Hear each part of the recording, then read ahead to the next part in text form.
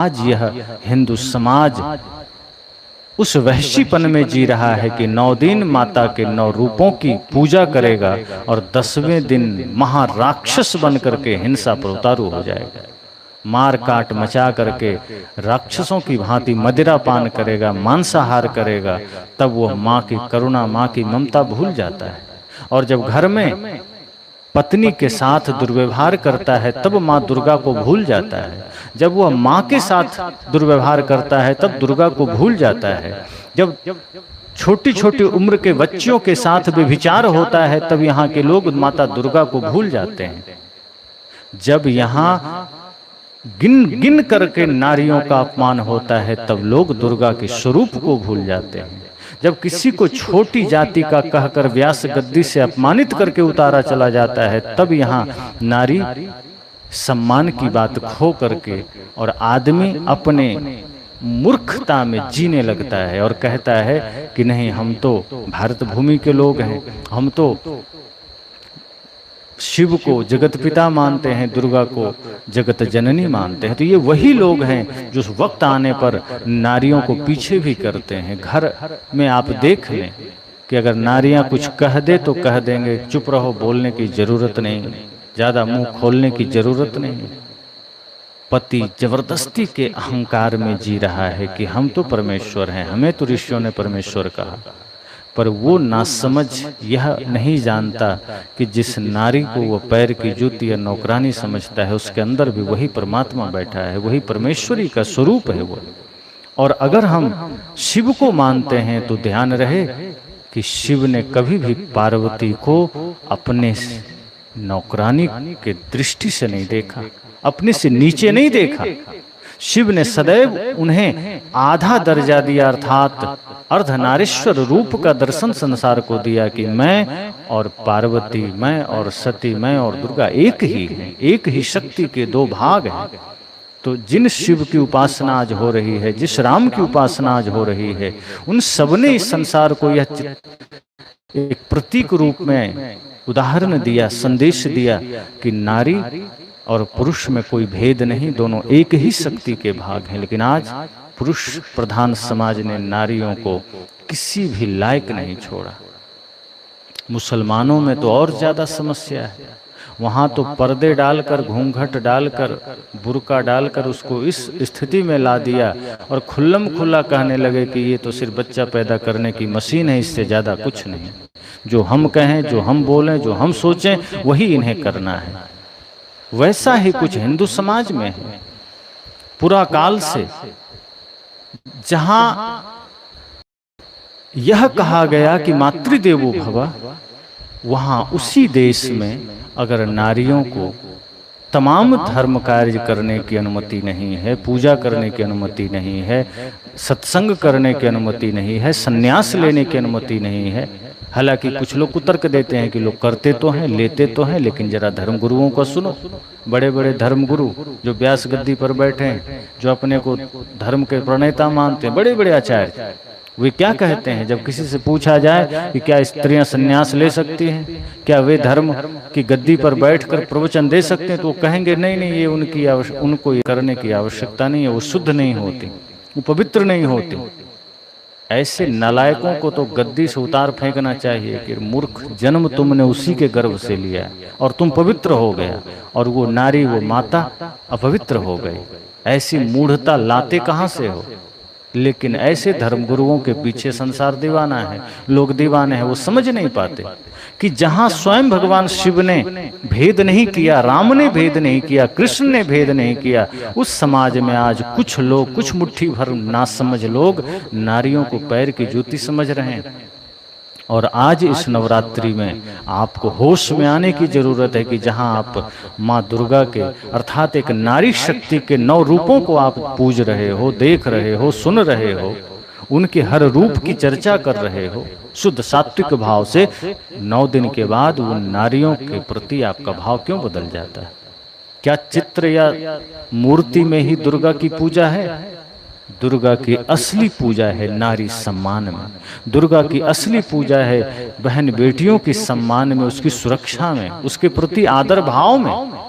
लेकिन आज इस देश में इतना भयंकर पाप है कि वृद्धाश्रम तो खुल ही रहे हैं बूढ़ों के लिए, और बच्चों के लिए न जाने कितने समस्याएं हैं कि कहीं अगर बच्चे या बच्चियां स्कूल से घर लौट रहे हैं तो किडनैप हो जाते हैं, और छोटे छोटे बच्चियों के साथ लोग दुष्कर्म कर बैठते हैं। इतना पागल, इतना अपराधी किस्म के लोग, इतने दरिंदे, इतने राक्षसी लोग इस धरा पर हैं।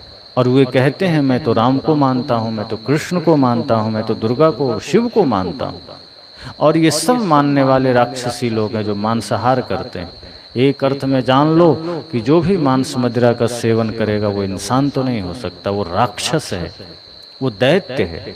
और ऐसे राक्षस जब तक समाज में रहेंगे तो पूजा तो दुर्गा की होती रहेगी, लेकिन अपमान सदा नारियों का होता रहेगा, अपमान सदा स्त्रियों का चलता रहेगा। और इसलिए इस समाज में सदा अपमानित हो करके माताएं जीती हैं, जी रही हैं। हमने बहुत से घरों को देखा है जहां स्त्रियां दबी हुई स्वर में जीती हैं, दबे भाव में जीती, स्वतंत्रता नहीं है उन्हें, संकल्प अपना कुछ नहीं ले सकते, धर्म के प्रति, ज्ञान के प्रति, कर्तव्यों के प्रति अपनी जिम्मेदारी वो निभाने में अक्षम हो जाती हैं। क्योंकि पुरुषों का जो अत्याचार है वो घरों में आज भी है। घरेलू हिंसा पर आप बहुत सारे सीरियल देखते होंगे, बहुत से सत्य घटनाओं पर आधारित आप बहुत सारी चीजें देखते होंगे। हालांकि ये समस्या स्त्रियों में भी है कि वह भी अगर कुसंग में है, वह भी अगर गलत दिशा में है तो वह भी गलत करती हैं, वो भी पुरुषों के साथ गलत करती हैं, लेकिन यह ज्यादातर पुरुष करते हैं।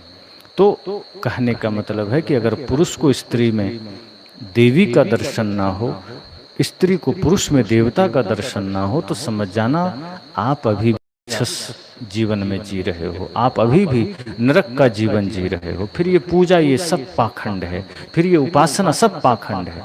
और बड़े बड़े धर्मात्मा जो कहते हैं मैं तो शिव का भक्त, मैं तो दुर्गा का भक्त, मैं तो राम का भक्त, आप देखना 9 दिन के बाद वो बकरा पर ऐसे टूट पड़ेंगे जैसे बरसों से कोई भूखा आदमी रोटी की तलाश में बैठा हो। जिस देश में दूध, दही, घी की नदियां बहे, जिस देश में कृष्ण मक्खन खाते हैं, जिस देश में हमारे ऋषि मुनि शुद्ध सात्विक भोजन लेते हैं, जहां शाकाहार की परंपरा है, जहां अहिंसा परम धर्म है, अहिंसा परमो धर्म, वहां के लोग इतना भयंकर मांस खाते हैं और दुर्गा पूजा में खाते हैं और बेचते हैं। यहाँ के बाजारों में जाओ तो इतना भयंकर रूप से लगता है जैसे हम लोग कोई दूसरे देश में आ गए। अब तो आसपास के लोग कोई मर्यादा नहीं करते कि मंदिर कहीं है, आश्रम कहीं है, कि तीर्थ भूमि है, सब मांस मछली मदिरा खा पी करके राक्षसों की तरह जीते हैं। मैं तो सरकार से आग्रह करूंगा कि मांस मछली मदिरा खाने पीने वालों को कड़ी से कड़ी सजा देनी चाहिए। ये मानवता के लिए कलंक है, क्योंकि यही वे लोग हैं जो ज्यादातर समस्त प्रकार के, तमाम प्रकार के अपराधों में कारण बनते हैं। क्योंकि जो गलत खान पान करेगा, जो गलत जीवन जिएगा, उसकी प्रवृत्ति राक्षसी हो जाती है, और वो राक्षसी प्रवृत्ति के कारण वही इस संसार में, समाज में गलत करता है। तो जो अन्य देश हैं जो मांसाहार करते हैं, वहाँ नियम कड़े कर दिए गए, कानून कड़े कर दिए गए कि कुछ गलत करोगे तो मृत्यु दंड मिलेगा, तो डर से नहीं करते। और धीरे धीरे जागरूक हो गए कि चलो कुछ करेंगे तो सजा मिलेगी। यहाँ ऐसा कुछ नहीं, यहाँ भ्रष्टाचार जड़ तक भरा हुआ है। हमारे भारत देश में भ्रष्टाचार एक छोटे से चपरासी से लेकर ऊपर बैठे लोगों तक है। तो यह देश कितना भी पूजा कर ले, और बड़े बड़े नेता आप देखेंगे रुद्राक्ष पहने हुए, त्रिपुंड तिलक लगाए हुए, पूरा देह में ऐसा लगेगा भगवा लपेटे हुए कि कितने बड़े धर्मात्मा आ गए। लेकिन ये सब ढोंगी पाखंडी लोग हैं। पहले के राक्षस भी बरसों बरसों शिव और ब्रह्मा की उपासना करते थे, और उस वक्त लगता था इनसे बड़ा त्यागी, इनसे बड़ा वैरागी, इनसे बड़ा तपस्वी कोई दूसरा नहीं। लेकिन जैसे ही स्वार्थ सिद्धि हो जाती थी, स्वार्थ पूरा हो जाता था, वो हंसते हुए बाहर आते थे कि अब तो मैं सब पर विजय पा लूंगा, अब तो मैं सब कुछ कर लूंगा। वही आज के नेताओं की दशा है। राक्षसों की भांति शुरू में धर्म की चादर ओढ़ लेते हैं, बड़े बड़े लोग, लेकिन पीछे पता चलता है कि 200-400 करोड़ का घोटाला करके बैठे हैं, लाखों करोड़ का घोटाला करके बैठे हैं, तमाम गरीबों का हक मार कर बैठे हैं, और ऐसे लोग कहते हैं हम धर्मात्मा है। यही तो इस देश की विडंबना है कि दुर्गा पूजा के नाम पर हिंसा हो रही है, होली के नाम पर, दिवाली के नाम पर, तमाम त्योहारों के नाम पर नशा और घुसखोरी चल रही है। त्योहार हो, व्रत हो, कोई भी सात्विक कर्म हो, आज सबके पीछे अत्याचार, हिंसा, भ्रष्टाचार ने जगह ले लिया है। लेकिन लोग यह मानते हैं कि हम तो माता की पूजा कर लिए, माता की उपासना कर लिए, मेरा काम बन गया। इसलिए मैंने कहा कि यह जो 5वां दिन है, स्कंध माता की उपासना है। आज मातृशक्ति का वह स्वरूप है जो समस्त जीव के प्रति करुणा का भाव रखते हैं, जो समस्त जगत के प्रति असीम अनुकंपा का भाव है। तो हमें भी यह संकल्प लेना है कि जो भी नारी रूप में कोई माता हैं, कोई बहन हैं, कोई पुत्री हैं, उन सबके प्रति पूर्ण समर्पण, सम्मान का भाव हो, श्रद्धा का भाव हो, उनके प्रति पवित्रता का भाव हो, और धर्मपरायण जीवन हो अपना। हम किसी भी प्रकार से, हम कभी भी गलत मार्ग को न चुने, हिंसा के मार्ग को न चुने, नशा के मार्ग को न चुने, दुर्व्यसन के मार्ग को न चुने, क्योंकि इन मार्गों पर हम चलते तो हैं पर जीवन नरक बनता है। तो एक तरफ हम जहाँ जगत जननी दुर्गा को मान करके उपासना करते हैं, वहीं हम इस शरीर से पाप करते हैं, दुर्व्यवहार करते हैं अपनों के साथ, व्यभिचार करते हैं अपनों के साथ। तो पूजा और हमारे जीवन में तो कोई समानता नहीं हुई, कोई सामंजस्य न हुआ। तन पाप कर रहा है, तन से हम तमाम प्रकार के पाप कर रहे हैं, और कभी समय निकाल कर हम अगरबत्ती भी घुमा रहे हैं। तो यह आडंबर है, पाखंड है। इसलिए नवरात्रि में जागृत करना है अपने मन को। यहाँ अपनी सोई हुई शक्ति को जगाइए, विवेक शक्ति को जगाइए। अगर आपने विवेक की शक्ति को जगा लिया, अपने भीतर के ज्ञान शक्ति को जगा लिया, तो शायद ये नवरात्रि सफल हो जाएगी। वरना हम सदा जीवन में नारियों का अपमान करते रहेंगे। एक तरफ दुर्गा की पूजा होती रहेगी, दूसरी तरफ माँ बहन बेटियों का अपमान होता रहेगा। और दूसरे का तो करते ही हैं। मैंने कहा कि अपने माँ को भी वृद्धाश्रम भेज देते हैं, और जो लोग नहीं भेज पाते घर में, उन्हें बड़ा दुख देते हैं। एक गिलास पानी देने को राजी नहीं है। बूढ़ी माताएं आंसू बहा रहे हैं, वे अपने जीवन पर आंसू बहाते हैं कि क्या जीवन मैंने जिया, पूरी जवानी, पूरा समय लगा दिया बच्चों के लालन पालन में, इनके लिए अपना सुख सुविधा का त्याग कर दिया, और आज जब बच्चे बड़े हो गए तो हमारे आंखों में आंसू उन्हें दिखाई नहीं देते, हमारी पीड़ा उन्हें दिखाई नहीं देते। अरे एक दिन माँ बाप गुजर जाएंगे और तुम भी माँ बाप बनोगे, तुम्हारे बच्चे भी तुम्हारे साथ ऐसे करेंगे। फिर तुम्हें अपने माँ बाप की याद आएगी कि क्या बुरा कर दिया हमने माँ के साथ। फिर समय ना रहेगा जागने का, फिर अवसर ना रहेगा सेवा का। इसलिए इस नवरात्रि संकल्प लेना है कि नहीं, जिन नारी शक्ति, मातृशक्ति के 9 रूपों की हम वंदना करते हैं, उनका सही अर्थ हमें जानना है और जीवन में उतारना है, और उसी रूप में आगे हमें जीना है, सही मायने में इंसान बन करके। तो बहुत बहुत आप सभी को शुभकामनाएं और मंगल कामनाएं। इस नवरात्रि के अवसर पर इस 5वें दिन, हालांकि बीच में तीसरा और चौथा दिन पर हम चर्चा न कर सके अस्वस्थ होने के कारण, यदि कल समय रहा तो हम उस तीसरे और चौथे रूपों पर भी हम थोड़ी चर्चा करेंगे। बाकी 6वां रूप पर तो करेंगे ही। और अभी थोड़ी चर्चा पुनः सत्संग की, जो 4-5 नवंबर को यहाँ होना है, उसकी तैयारी सभी संतजन कर रहे हैं, जिसमें आप सब भी उसमें सहभागी बन रहे हैं, बने। तो जो तैयारी यहाँ चल रही है उसमें धीरे धीरे, चूँकि जंगल में आश्रम है तो निवास की भी समस्या रहती है, और छोटी छोटी चीज़ों की व्यवस्था तो करनी ही होती है। चूँकि अगर हम लोग आडंबर करते हैं तो कितना विस्तार कर देते हैं, जहाँ पाखंड का प्रचार होता है उसका कितना विस्तार कर देते हैं। तो जहाँ हम यथार्थ ज्ञान की चर्चा करके जीवन को सही दिशा देने का संकल्प लेकर बैठे हैं इस धर्म यज्ञ में, इस ज्ञान यज्ञ में, तो स्वाभाविक है तैयारी यहाँ भी करनी पड़ेगी, व्यवस्था यहाँ भी करनी पड़ेगी। और इन सभी व्यवस्थाओं में आप सभी सहभागी बन रहे हैं, आप सबको आभार। अभी कई लोग सवाल करते हैं, चूँकि इस लाइव सत्संग में हम कोई व्यवस्था डायरेक्ट नहीं दे पाते हैं जिससे आप अपना सहयोग भेज सकें। कई लोग इच्छा जाहिर करते हैं कि गुरुजी मान लो हम एक दिन का या एक शाम का भोजन देना चाहें। जैसे हमारे सोनीपत से सुनील जी हैं जो मूलतः दरभंगा जिले से हैं, उनकी इच्छा हुई कि गुरुजी एक शाम का पूरा भोजन प्रसाद हम देना चाहते हैं, तो बताएं। तो बहुत से लोगों की इच्छा इस तरह होती है। अब कुछ की इच्छा ऐसी भी होती है कि चलो एक संत का भोजन में जो सेवा राशि लगे वो हम करें, या एक संत की यात्रा खर्च में जो लगे वो हम कर दें, दक्षिणा में जो लगे।